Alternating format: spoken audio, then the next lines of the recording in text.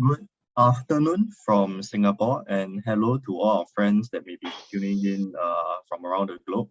Thank you, and welcome to today's session on maritime innovation, how science and technology are transforming the industry. My name is Wei Min from SGInnovate, and we are a government-backed deep tech investor and company builder whose mission is to help big entrepreneurial scientists build deep tech startups that are looking to solve big global problems. Our work also involves building a global community of leaders, thinkers, and doers to drive and scale up deep tech innovations in areas such as AI, healthcare, quantum tech, and autonomous technology across various industries. We are happy to present today's webinar, where our speakers will share a little bit more about maritime innovation.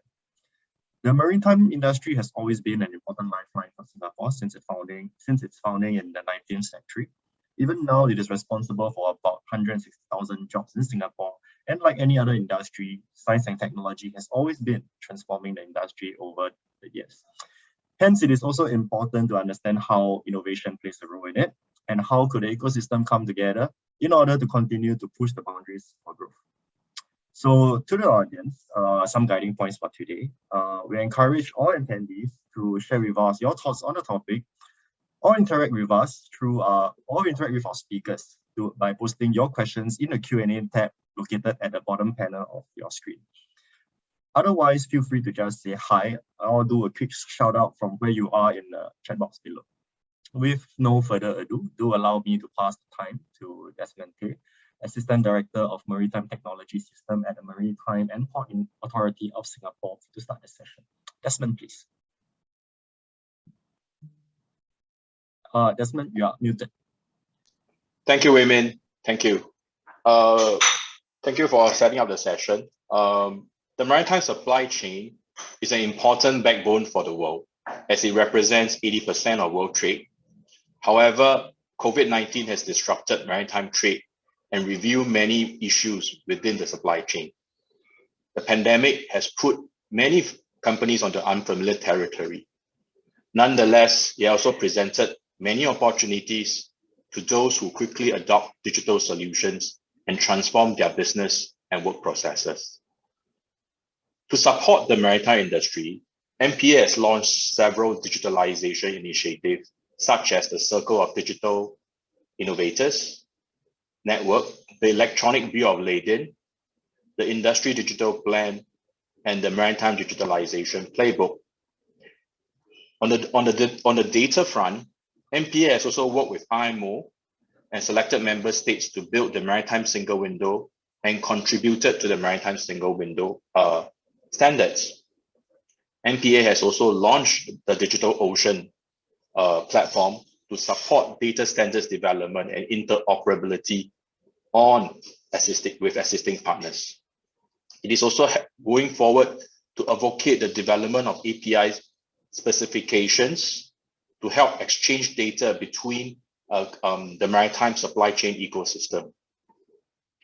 Moving forward, decarbonization will be another major focus for the maritime industry, with IMO 2030 and 2015 carbon reduction targets. To support these efforts, MPA has been working closely with researchers and industry players to investigate into future fuels, such as methanol, hydrogen, and ammonia.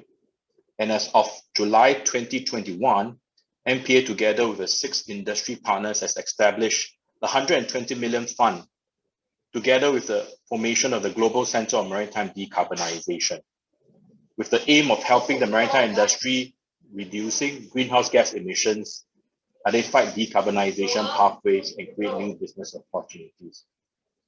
With today's panel, we aim to focus on 3 key areas for the maritime industry, which is digitalization, decarbonization, and disruption on that part. Good afternoon, everyone. My name is Desmond.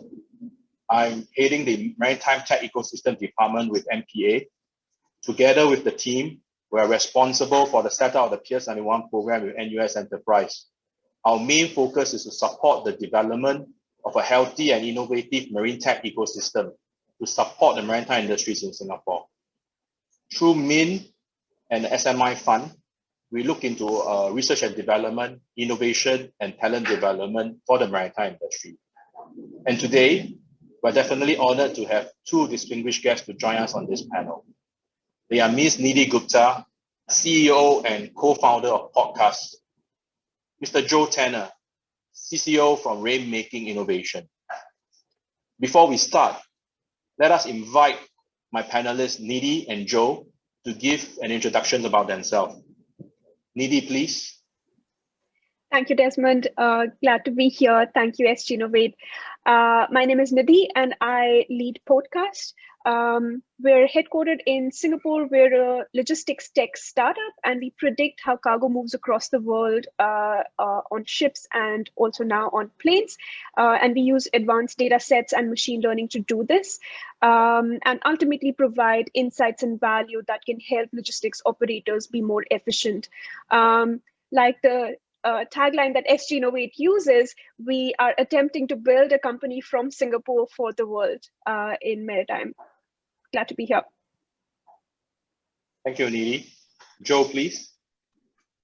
Hi, good afternoon, and thanks, Nidhi, thanks, Desmond, and thanks, SGInnovate, for arranging today's session. It's a real pleasure to be here. I'm here to represent Rainmaking. So Rainmaking, we are a business of entrepreneurs, founders, and investors. We have 11 offices around the world, including 4 here in Asia Pacific, and this is a really important region for us. You can think about us as doing basically 2 things.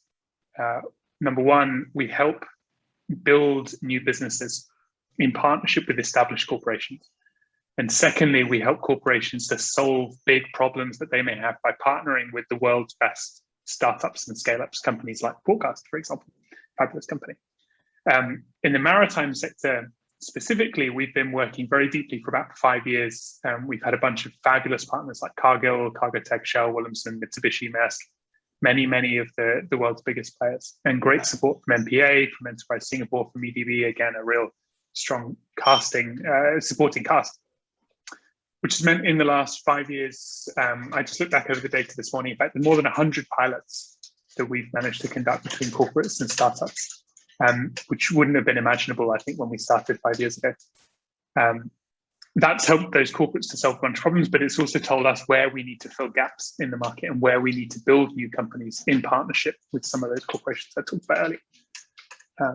I think one of the things we'll focus on today is probably a little bit around supply chain resilience, and the importance of that has shone through in the last couple of years. And so that's where we're now deploying this model we've had in maritime across into this focus area in the next couple of years. So thanks again for being here. Looking forward to discussion. Thank you, Joe. Let us get on with the panel. Okay, due to the pandemic, many companies has hastened their adoption of digital solutions to mitigate current pressures. It is no different from the maritime industry. Joe, just to check in with you, in your view, do you see an accelerated pace of digital adoption within the maritime, logistic, and trade industries due to COVID? Undoubtedly, yeah. COVID has had a big impact, and I think the Suez Canal blockage has also had a big impact. And the fact that those 2 things overlapped is just exponentially increased the focus. I'd say it's had a couple of effects, though. Definitely, we're seeing more activity today than we have probably for certainly the last 5 years and probably longer. It's also exposed, I think, which areas are really, really critical, right? So in particular, a real focus on supply chain visibility, for example, and Nidhi, I'm sure you can add a lot more depth on this than I can, but supply chain visibility, things like cost and compliance and decarbonization have really, really risen up the agenda. To me, what's important, I come from outside the maritime industry. Personally, we're the company, we work across multiple. And what's been so fascinating to us has been not just seeing these questions about supply chain and maritime transport popping up in maritime and transport corporations, but also in all kinds of other businesses, right? So I work a lot with consumer goods companies, for example, and for the first time in 20 years, probably, these questions about supply chain resilience, about decarbonization, about supply chains are appearing at boardroom tables.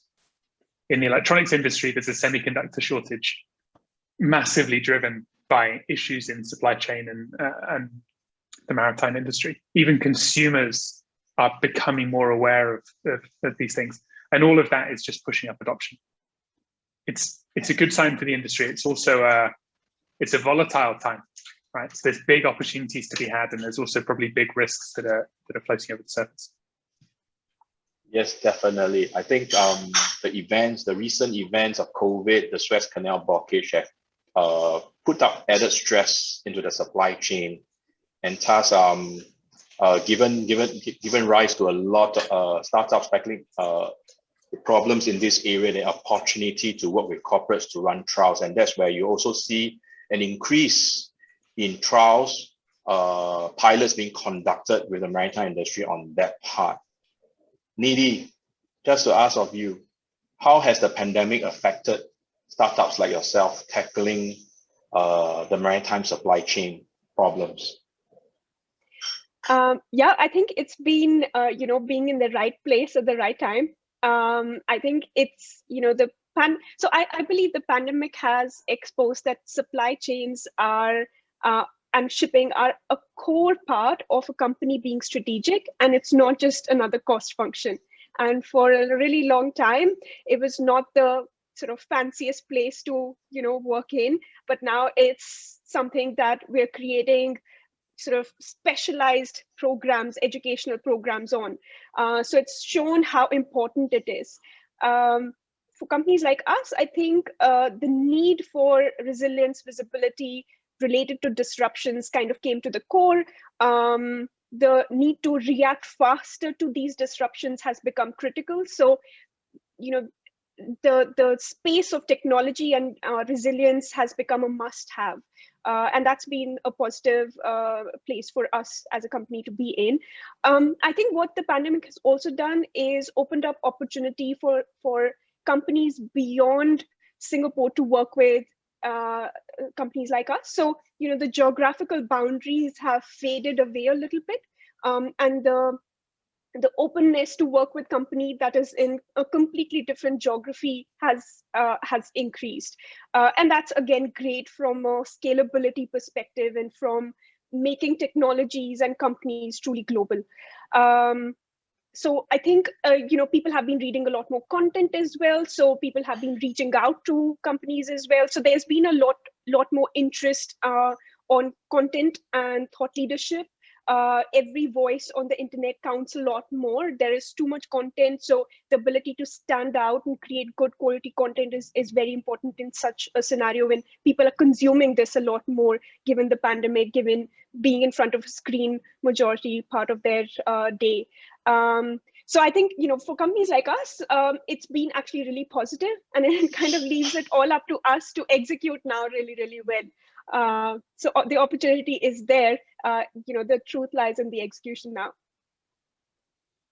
Thanks. I think what I hear is the pandemic has opened up opportunities and helped to erase geographical challenges, which was previously only mitigated by travel. But now, through a digital means, you have the ability to engage customers away through online platforms, and that has been helpful for startups like yours.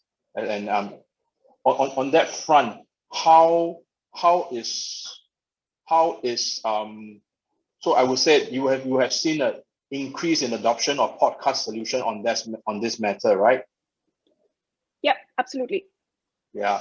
And for that, congratulations to Podcast, who has recently garnered their pre-Series A funding from new partners. On that front, I think the pandemic has helped accelerate and bring you up at the table where you get a bit more eyeballs on your development on that front. Good, that's good to know, Nidhi. Thank you, Desmond. Yeah. Joe, I want to tap on your expertise at rainmaking on that front. What do you see is the next wave of digital solutions that is coming forth that will transform the way the maritime industry or the supply chain industry in the way they operate or in the way they do business? Are you able to share with us a little bit more on that?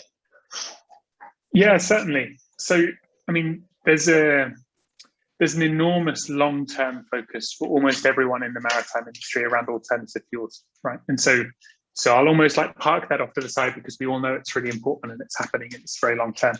And maybe just want to shine light on a couple of others that don't always get all the or the spotlight, perhaps. One is fuel reduction, right? So there's something a much nearer in, and we can talk about this later, but we crunched some of the data recently, and there's a staggering underinvestment in immediately available fuel reduction technologies, right? There's a real density, and particularly in this region, of startups who are ready and able to reduce by quite considerable amounts the fuel that's used on a ship. And given how many there are, the amount of funding that's coming in from the private markets is much lower than it really ought to be. And so we think there's some real opportunities for some of those startups to shift their business model or do something a little bit differently, whether it's just landing that one big partnership with the corporate to move things forward. And that's right now, right? That's a wave that's happening right now, and someone's gonna grab hold of that, and they haven't done so yet. Maybe a second one is then on supply chain optimization, right? And that is an enormous problem area, and you can pretty much bucket every big hot technology area underneath it and say maybe AI can help to solve this, maybe machine learning can help to solve this, maybe RegTech can help to solve this, maybe blockchain. Like almost every single one of those technologies can ladder up into this area of supply chain optimization. What I think is really interesting is something I alluded to earlier, which is the volatility in this market right now. It's something that for 10 or 15 years, all of the corporates in the space, all the customers have been on a incremental percentage change every year, shaving, optimizing, engineering supply chains. And suddenly everything's been shaken up. And that again presents really big opportunities for some of the emerging technologies, and it also presents big risks to some of those who are more deeply embedded. Maybe the third one I'd shine a light on, which is maybe just again slightly further out, is cybersecurity. So in the last 5 or 10 years, what's happened on lots of vessels, we've started connecting various components, and we've started increasing the amount of data that's flowing just within a ship and on board a ship, let alone back to port and back to HQ. And that has massive impacts for the positive, right? In terms of how efficient that vessel can be and the visibility we have over its operations and all of that good stuff. It also makes them more vulnerable. And we've seen this not just in the maritime sector, but in industrial sectors, in healthcare, in many, many others. As you get more connected, you become more vulnerable to these attacks. What's I think important for the maritime industry to remember is that trade is not just an area for criminals, it's an area for political and geopolitical strife also. So we are particularly vulnerable to this sort of risk in the maritime industry. And that's just a never-ending race that's coming more and more and more important. So those are the three that I think don't always get the spotlight that they ought to, but are increasingly important. Well said, Joe. I think you have rightly summed out on some of the major innovation research R&D focus that MPA has developed over the years, where we look into the development of smart ports, where we want to help optimize the operations of smart port through our collaboration with PSA and Jurong Port. We also have been working very closely with industry in the development of smart ships technology, whether is it into operations optimization, crew management, crew safety on that part of things, fuel optimization. These are always areas that MPA is looking to develop to support the industry on their journey. And on that aspect, the most important thing as we get more and more digital with more and more data being shared, whether is it due to port operations or whether is it due to ship operations, I think the aspect of cybersecurity will on and off be brought to surface with the underinvestments within the maritime industry, especially on shipboard systems, which will become more and more vulnerable as we adopt more and more digital systems on that part of things, on that front. Thank you, Joe. I think as we end the first part of our discussion, I think digitalization does present many opportunities for the startups who are interested to tackle on that front, what I hear from you. And the tackle is not only limited to what is available on land, which is with the supply chain or land transport, but it moves towards port operations, ship operations, ship management, and cybersecurity, and many, many aspects within the maritime industry. And what I'm hearing from Nidhi and Joe here is that there is this interconnectedness between the different ecosystem players, whether is it the cargo owners, whether is it the ship operators, whether is it the buyers, the government on that part. They all play a role in ensuring the resilience of the supply chain. And with the pandemic, it has further exacerbates that, and the ability to move to a digital front helps to create that resiliency within the supply chain. And with that, what we are hearing is that a lot of data will be created through digitalization efforts, definitely. And it has been well said many, many times that data is the next goal. And with the efforts in digitalization, what we are seeing is that the maritime and supply chain does generate large amount of data, be it trade data, be it ship operations data, ship management data, shipping contracts. Joe, just to harness on your thought, where do you think are the data sources that the maritime industry should harness, or the supply chain industry should harness from your experience? That's a very good question, and it's a complicated one. And I'm no data scientist, and I'm sure there are people who will pull me up on some of my technical comments here. But I'll try and talk about it from a high level, which is for many years we've developed data in the maritime industry that is unique to the maritime industry, and therefore a few things have happened to it. One, it's become more or less standardized, or at very least it's become very ingrained within each company, the way that we organize that data, exactly what we track, what matters, what doesn't matter, and so on. And for many years, again, that's actually served us very well. While we've been doing that, another thing has happened in the rest of the world, which is that the way that we use data and how open it is and how accessible it is and how interoperable it is has increased and increased and increased. And arguably, if you compare the maritime sector to, for example, the financial sector, or even like smart cities type sectors or electronic sectors, we haven't ended up with the same level of interoperability globally that we have in lots of these other sectors. The downside of that means that anyone on this call and anyone in the world, frankly, who's looking to take on the task of harnessing the data that's available around the world, it's a really big job, and it's really complicated, and there's pain of change. The upside is that we all collectively get to start from a relatively blank sheet of paper, right? And so this is a really important area where we think a series of ecosystem players need to come together to figure this out. This isn't something that any one player can fix on their own. It's a place where we all need to come together and start to not just harness the data that we've all collected within our businesses, but also the new data that's available from all kinds of other sources. Like I say, I'm sure there's a technologist's answer why what I've said is mostly wrong. But from a strategic point of view, that's how we think about it. Thanks, Joe. Yeah, I think indeed the large amount of data sources and how the industry can come together and share data without compromising businesses on that front is something that the industry should look into on that. Maybe for Nidhi, your main solution offering to the maritime industry focus on using maritime data on that aspect. Are you able to share on how various companies that's onboarded onto your solution has benefited through harnessing their data sources, and how you are actually complementing their operations with the right use of external data sources? Yeah, so I absolutely agree with what Joe mentioned, that data exists in different sort of places, stakeholders, ecosystem, sort of multiple parts of the ecosystem, and it has to be a collaborative effort to bring it together.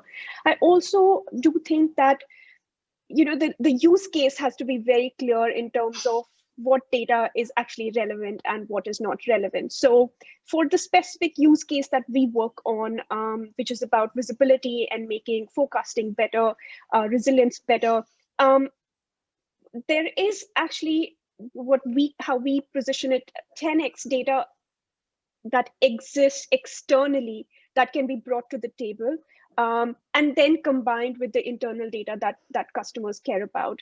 And that already has an ability to provide value to customers.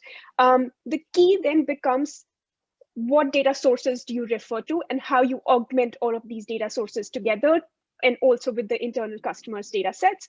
And how do you bring a standard language to this data?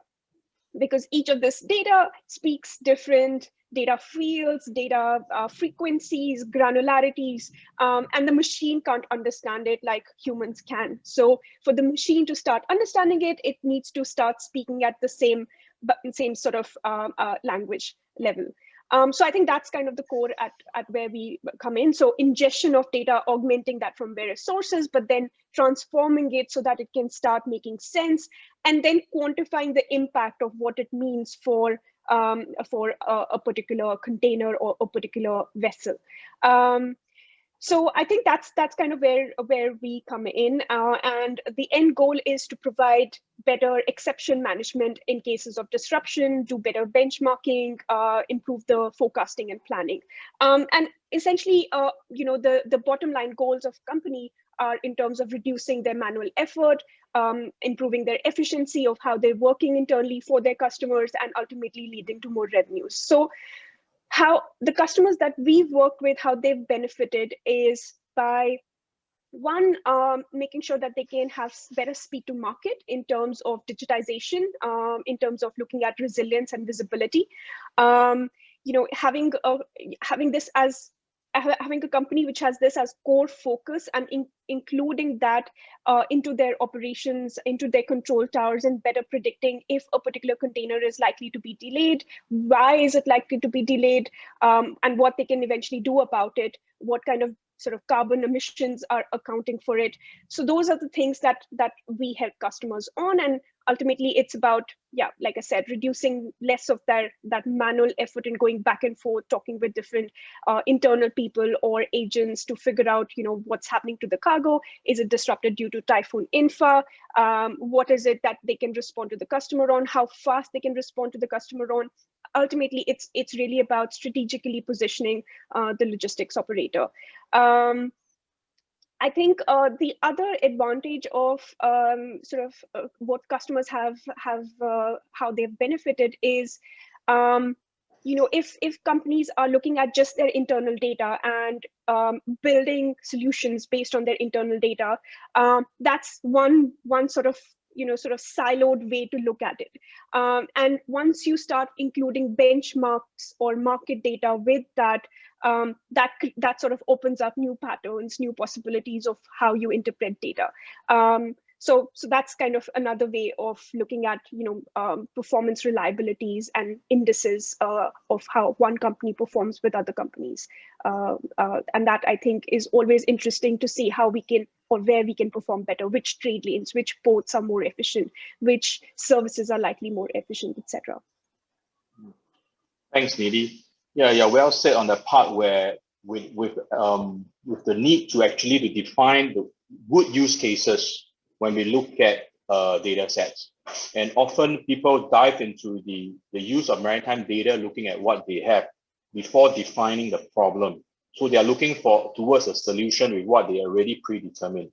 Here you are proposing where companies, especially maritime companies, should look at what are the use cases they are looking to tackle, and then seek the right data sources, and then implement that solution to fit that use case on that part.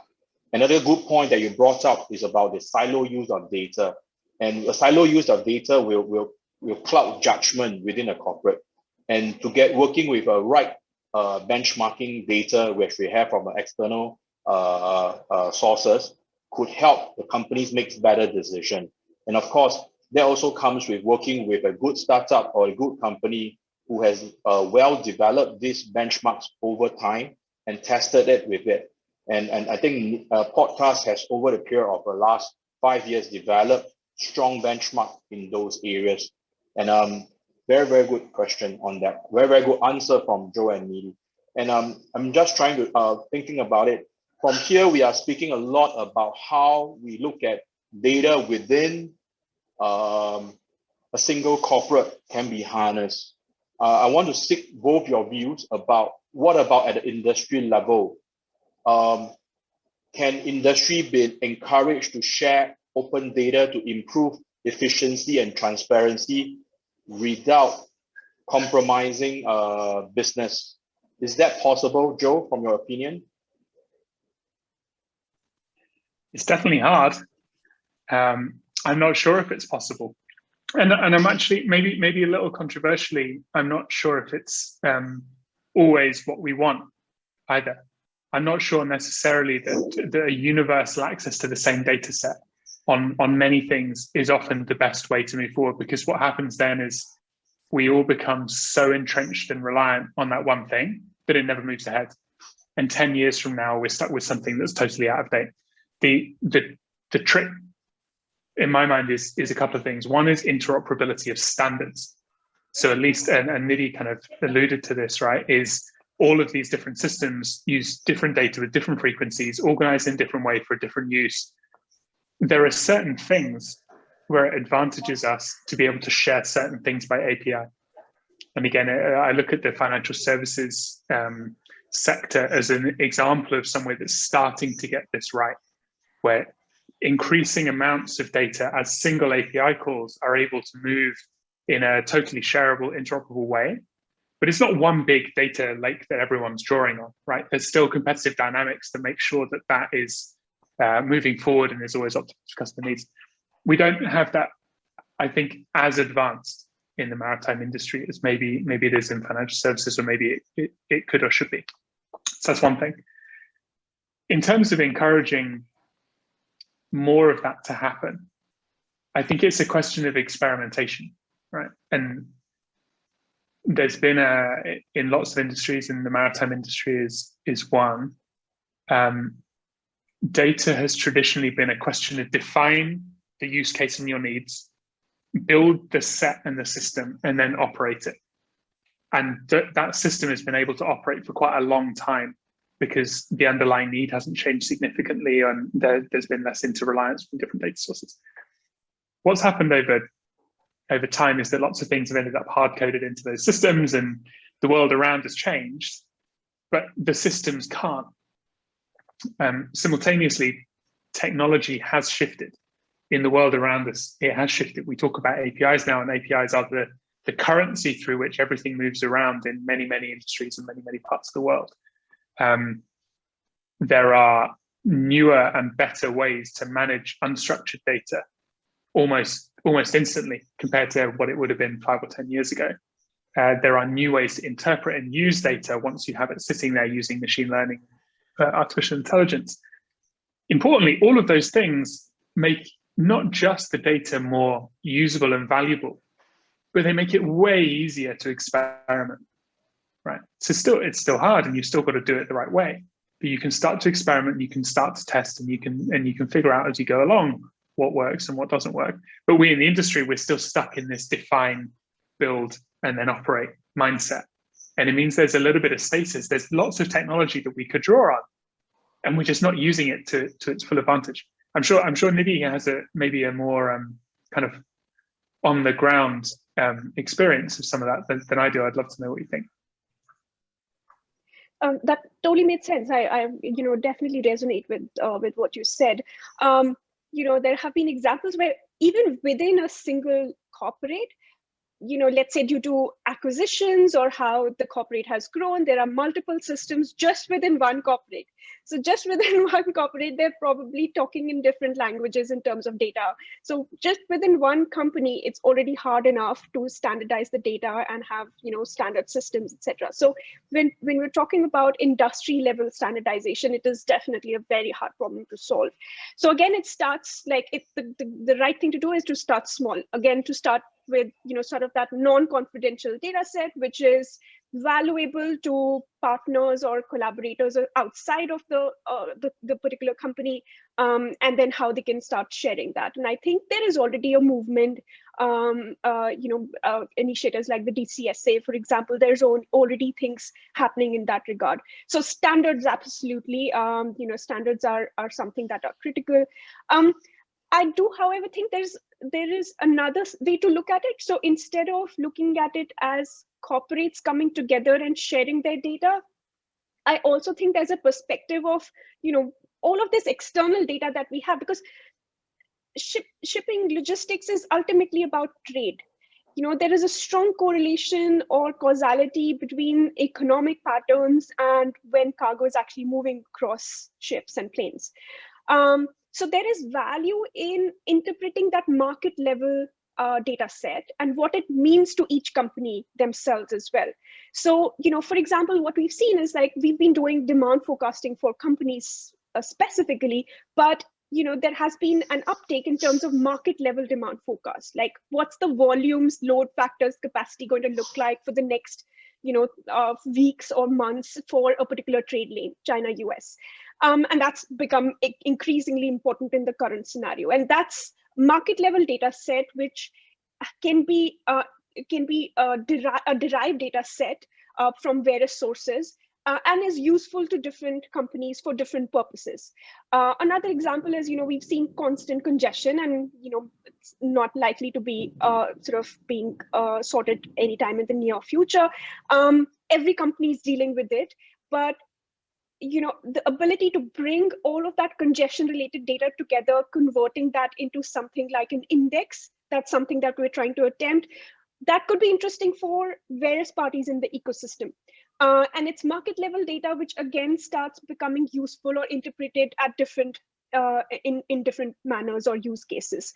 So I think there's, absolutely, while we ask for sort of companies to start sharing data, specific non-confidential data, we of course can't expect that they share, sales level, transaction volumes, etc., with the ecosystem. It is ultimately a profit organization. So while we're kind of encouraging them or creating data sets, I think there is also value in harnessing what we have out there, but making it interpretable or useful in simple APIs, etc., that every single party in the ecosystem could use. Thanks, Nidhi. I think indeed, data is going to be a complex issue, especially getting companies to share data will be a complex issue. And what more in developing common standards where everybody will agree on that front. I think on the government side, on MPA side, I think we are taking a step in sharing some sort of data, government data, through our Maritime Data Hub. We are also working with industry players on our part in relation with our digital bunkering call for proposal, where we share MPA related data to help with the bunker trade in Singapore on that aspect of things. And we are also driving the common use of electronic bills of lading, which is a common document which is within the maritime trade on that front, and using common standards. And with like what Nidhi is saying, the setup of the Digital Container Shipping Association, it is another aspect that we are also working towards on looking at how we can standardize data. The maritime industry currently is still on the initial stage of looking at how data and sharing data can be useful. Therefore, more and more opportunities will present as we look into data coming forth as companies became more open about this on that. And moving forward, I think in relation to data, I think where Joe mentioned just now, in one of the area besides digitalization, the other area is looking at decarbonization, where they are looking at fuel optimization. And that discussion, that point that Joe, you bring up earlier, is a very much important focus for the maritime industry in relation to fuel reduction, use of fuel. And it is an important focus, especially with the IMO 2030 target looming ahead. Maybe, Joe, are you able to share a little bit more on your observations or any solutions that have come across in your journey that can aid the maritime industry onto this journey of decarbonization on that front? Certainly, and there's thousands that we could pull on, right? So like I say, for the last 5 years, we've been working with corporates doing this, about 100 pilots, almost all of which are in some ways aligned behind this decarbonisation and fuel reduction intent in one way or another. Maybe I'll pull out a couple that show the diversity of different ways you can think about that, right? We think about fuel reduction often as being a quite mechanical or quite hardware, like put the thing on the ship, reduce the amount of fuel on the ship, that sort of solution. It doesn't always have to be like that. It's maybe three that show what I mean.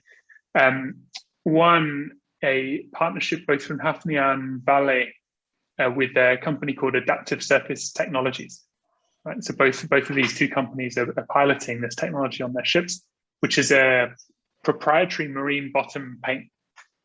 And it's got no biocides, deters hard fouling on the underside of the ship, and also has a massive drag reduction impact.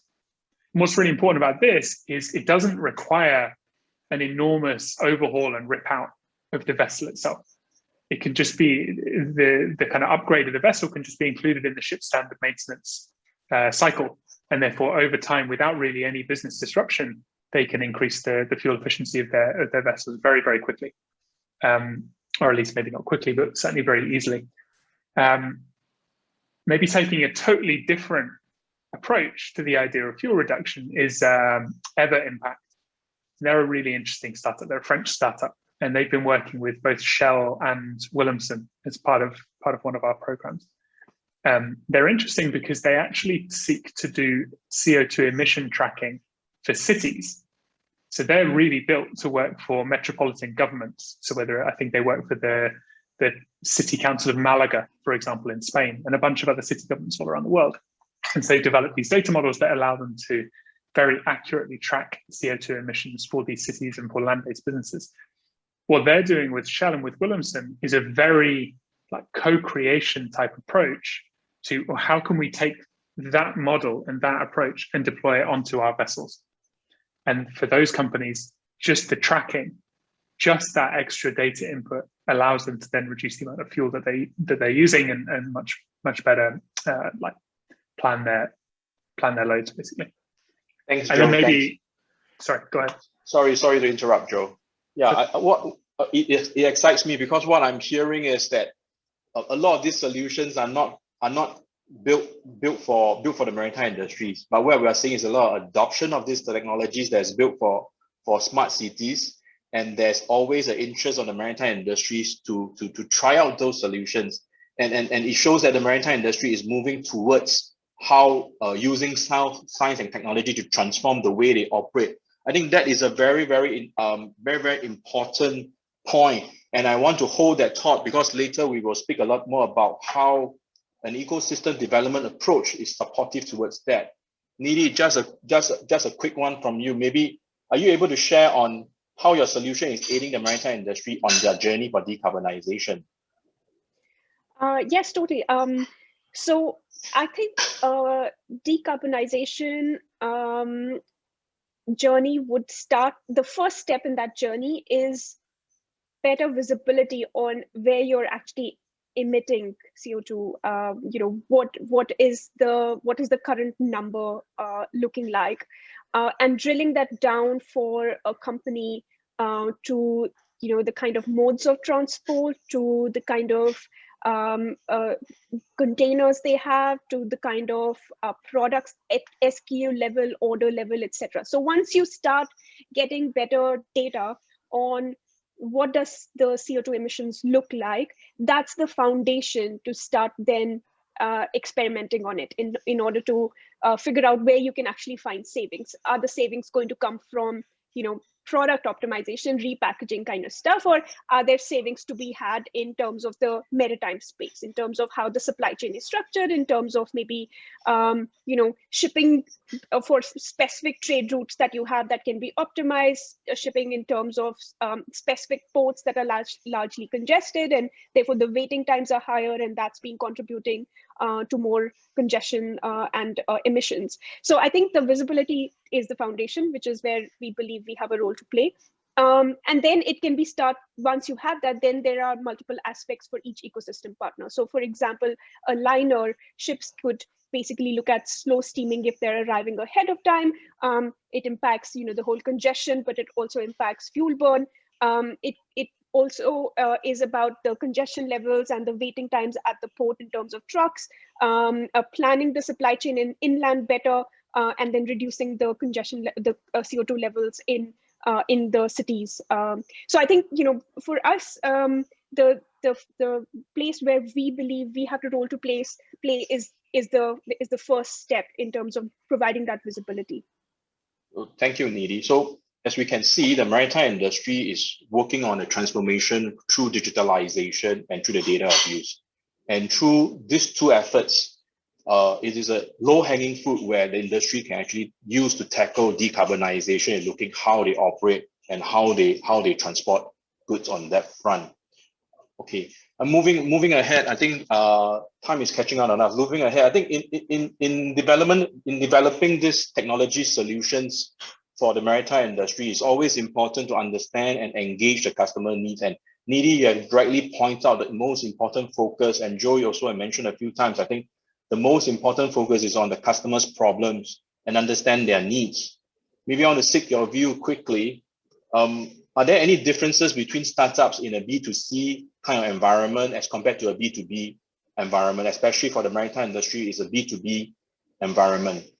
And in your view, what kind of ecosystem support will be vital for these startups? Do you want me to say that first, or do you want to, Nidhi? Ladies first, Nidhi. Okay, all right. There is absolutely a difference between B2C and B2B business models. I think the kind of customer, the kind of sales cycles, the process, multiple decision makers that need to be convinced, all of those are challenges within a B2B model, which are less so present in a B2C model where there may be one single decision maker. The ability to buy the product is much faster, so the turnaround time of the sales cycle is much faster in B2C, which means that the kind of go-to-market strategy, the kind of dollars spent on marketing or the kind of sales resources that you have is very different in B2C versus B2B. Yeah, I think so those are sort of the top of my mind right now. And in terms of your second question about the ecosystem support, I think the three things that I can think of are talent, funding, and customers. And Singapore has already sort of proven to be a great ecosystem for startups, especially in maritime tech. Talent that you can, if you are able to access talent here, they're really, really good talent. But it's definitely harder for a startup to find talent in Singapore. But yeah, that's kind of one critical thing. Second is in terms of funding. I think with whatever's been happening in the space and in the industry, there is definitely a focus in terms of more funding opportunities. But ultimately, it also comes down to the business model and the sort of the leadership behind the company and the execution plan to be able to get funding. But I think there are definitely opportunities. And then in terms of customers, I think, like we spoke earlier, companies are getting more and more open to experiment, to try digitization, to not just build everything, but look at partnering. But also the ecosystem has expanded beyond just the sort of the shipping giants to bring other partners on board, and that increases the scope of where you can play in the market. And then the last thing I would say is just to make the whole process to start a company easier, which again, Singapore has done a great job on, and the ability to access advisors. And I think those are things that a proper ecosystem enables for a company. Yeah, I'd really agree with everything you're saying, actually, Nidhi. Maybe just two or three small things I'd kind of add on top from our perspective. One is the principles behind how you build a B2B and a B2C are pretty much the same, right? Let's start with customer, then make sure your product's right, and none of it works without the business model. And then exactly as you're saying, Nidhi, how you go to market, like how you access those customers is really, really different in the B2B space. I'd say in maritime, we're almost even deeper than that. Maritime is one of the industries I call a closed industry. A little bit like defense is like this. Insurance is actually weirdly like this as well. which is that it's quite a close-knit community, it's quite a small community, and it's very hard to access and understand unless you come from within it. And what happens in those closed industries is that you end up, all of the solutions come from within. And that's not necessarily a bad thing, because it means they're generally pretty good solutions and they're solving a real need. But it does mean the solutions are more incremental and they're more about gradual improvement than they are about large scale disruption and change. And so you don't get the same big leaps forward. So the second part of your question, Desmond, around ecosystem support and what does a great ecosystem look like? For us, we'd love to see more outsiders, more people from outside the industry coming into the maritime industry and starting to shake things up a little bit. And that means that policymakers, it means investors, it means corporates, it means lots of people need to help to encourage that and need to open doors to those people and to those startups when they come in. In particular, I think the corporates need to take, there's a mindset shift that we collectively need to go on, which is away from a supplier-buyer type relationship and a procurement type relationship when it comes to new technology, and more to a co-creation type methodology. And that is what allows us to bring these solutions from other parts of the world into the maritime sector. Thanks. Maybe let us use this time to tackle some of the questions from the audience on that front. Okay, I have a question from Gildas. I think new technologies require connectivity. How do we tackle these points? Issues on ship where connectivity is slow or weak on that. Maybe I hand this question to Joe. Joe, in your research on that front, do you see any breakthrough research or technology in relation to communications? For many years, from my understanding, the shipping industry relies on SATCOM. Are there any breakthroughs, research on that ground where SATCOM is much more improved on that? I'll need to go back to the data. I don't have a good answer for that right now. But what I can tell you is something that's happening in other industries with similar problems, which is around edge computing.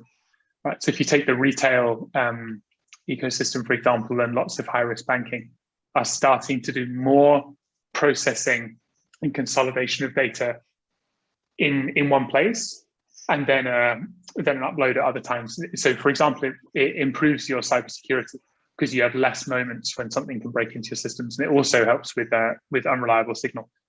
Around satellite, I have to confess, probably Nidhi is more up to speed on the specifics of the tech than I am. But sorry to put you on the spot if that's not the case, Nidhi. No, I think this question, we do not have a tech expert, especially in SATCOMs, around our panel, so we won't be able to answer that clearly. But from my personal experience, I think currently there are a lot of companies, especially in dealing with AIS data, putting up low cost, low orbits kind of a satellite on that front. So I'm not too sure whether are they also tackling into using their satellites for communication purposes, because I think their satellite are more closely linked up as compared to the high orbital satellites on that front. So maybe that could be a potential solution for the industry in the future. But nonetheless, our understanding is Inmarsat has already started providing 24 hours constant linkage internet links for ships. Therefore, a lot of ships are utilizing such technology to take this opportunity to digitalize their operations on board as well. And of course, on top of using edge technology, I think that could help improve a lot of data collection or data processing on the ground on that. Okay, we have another question from Timothy Food regarding local ISO systems. This inherently sounds like this should be doable on a port level. Are companies sharing data sets for all shipping in that port area on that? Nidhi, in your experience with companies, with your experience with working with maritime companies, do you have any insights on companies sharing data sets within the port area yourself? I think, there are sort of pockets of data sharing, like the MPA Data Hub would be one, for example, right, where you have specific data sets that are collected from multiple sources and that are shared, open APIs are created. Rotterdam has some good examples as well in terms of data that they share with multiple parties. Whereas ports are also creating their APIs for specific data that you can get access to. You would need the ability to use the API, you would need the keys, etc., and the right use case, etc. So I think there are sort of pockets of this happening, but yeah, not on on a complete sort of ecosystem level, which again begs the question: what's the right use case to do that? I think on that front, MPA has been working hard to share data, as what Nidhi has mentioned, through our MPA Data Hub, which is makes publicly available. We have also working hard to help the industry in consolidating regulatory data that will be captured through a single portal, through the digital port on that front. And in looking at working together with industry, we have launched the Digital Ocean Initiative, working with DCSA on various fronts in standardizing data. I think on this part, the industry is now looking at the potential use of API, which Joe has mentioned, which could potentially be as what Joe mentioned, the currency of data exchange in the future, which is already happening now across various industries. And MPA will be focusing a lot more in the coming years in how we can leverage on our data set and exchange with industry to share with industry on that part. And maybe allow me to take a last question on that from Pascal. According to the pitch book, VC investment in LogTech was more than 10 billion last year. What about marine tech in 21 and beyond? Wow, Joe, in response to your question, the marine tech industry has been nascent. Overall, there is only 3 international maritime centers, one in Shanghai, one in Singapore, one in UK, the other one in New York 4. So a lot of work is still required in exploring how the maritime industry would use tech. And there lies the opportunity for startups to tackle the problems within the industry on that front. And the industry is not it's not only about shipping. It is connected to the financial transaction. It is connected to the insurance world. It's connected to the physical delivery of trucks on all cases, the tracking of goods. Therefore, there are many opportunities within the industry for startups to tackle, as long as you can identify the use case. And through programs with rainmaking in Singapore, through their transport and trade impact program, their decarbonization program, through programs like Pier 71 and working with SGInnovate to identify deep tech for the maritime industry, this will be a good opportunity for startups to tackle problems on that front. Based on the data that I have, okay, the data that I have are the startups that that Pier 71 has helped through our market validation program over the 3 years. And overall, I think the startups from our front has garnered for about close to 10 million. It's a small amount to start with, and but it's a good start because we have only started our efforts about 2 years ago, as compared to LogTech or FinTech, which has maybe started their journey earlier and which have a broader customer base. As compared to maritime industries, it's more a B2B sector where the business cycle is much more longer and tougher. But nonetheless, the maritime industry are loyal customers and consistently work with you if you have a good solution to address their needs. I hope that answers your questions on that part. And with that question, that will be the last question of the day. And I hope it's been useful for you on that. And indeed, through these conversations, we do identify that the maritime industry is definitely ripe for disruption. and there are definitely plenty of opportunities in the maritime industry and in Maritime Singapore to support that journey. If any one of you is keen to have a conversation about your technology or learn more about the maritime industry, please feel free to contact me. I'll be happy to have a meeting with you for a discussion. And lastly, I'd like to thank my panelists, Nidhi and Joe, for taking time to share your views. Very insightful views from both of you. And to everyone who is taking time to join us for this panel. Have a good day ahead. And allow me to hand over to Wei Min. Wei Min, please. Thank you, Desmond, for the great discussion. I definitely hope that our audience here today have learned something about speakers and know more about the maritime industry in Singapore as well. In particular, I do like what Joe has mentioned earlier about needing more players from other areas and sectors, possibly to shake things up a little to move forward. And I think that's not only for maritime, it's the same for all other industries as well. Yep, but that being said, I would like to represent SGInnovate to thank all the attendees who have stayed with us till now.